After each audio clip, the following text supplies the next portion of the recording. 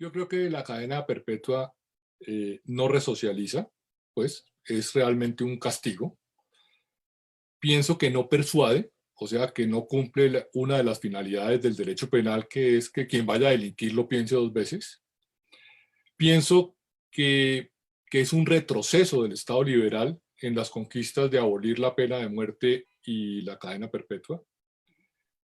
Pienso además que no se compadece con una realidad colombiana muy triste, pero que es estructural en el Estado, y es los altos índices de impunidad.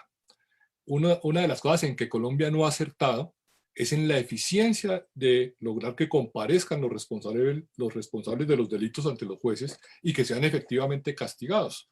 Tenemos índices de impunidad muy discutibles, por supuesto, pero que rondan el 90%. Y en este tipo de delitos es más alto. Hay quienes hablan del 97%. Entonces yo pregunto, ¿para qué subimos las penas si no tenemos capacidad de hacer comparecer al delincuente? Y el asunto se pone aún más grave desde el punto de vista práctico cuando vemos los índices de hacinamiento carcelario que superan el 50%.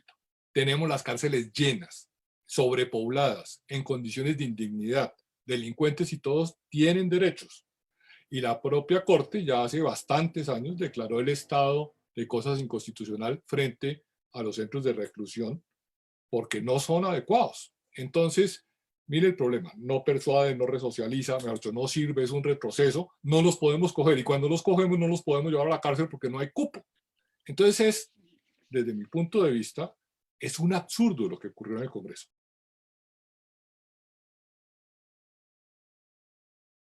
En un sentido normativo, nosotros nos podríamos preguntar si es que una medida como tal, o sea, contar con este tipo de pena, tiene o no sentido, ¿no?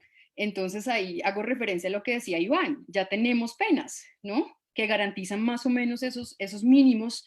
La pregunta sería, es si es necesario además justificar de alguna manera un acompañamiento o vigilancia adicional de esa persona y hasta qué punto eso sería proporcional o no conforme al estado de cosas de nuestro derecho, de cosas de nuestro derecho constitucional.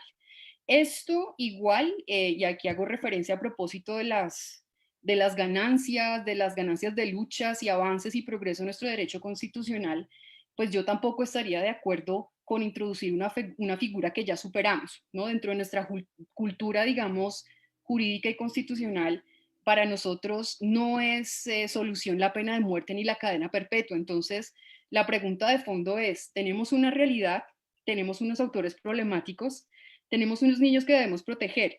¿Cuál sería la mejor estrategia? ¿No? Y el problema nuestro, además de ser estratégicos, ¿no? Y de no hacer populismo, el problema nuestro pues siempre va a ser también la capacidad económica de respuesta respecto de esto, ¿no?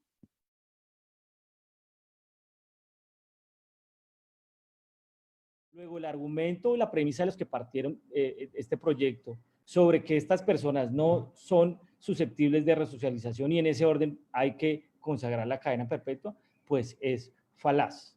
En ese sentido, pues creo que le sumo argumentos ya un poco de índole jurídico y práctico a lo que intencionalmente estaba detrás de este proyecto. Y simplemente para concluirte, en relación con todo este contexto, es que paradójicamente, hablando de la reforma, contempla una parte donde dice que a partir de su promulgación, el Estado tiene un tiempo para diseñar una política para atacar el fenómeno y demás.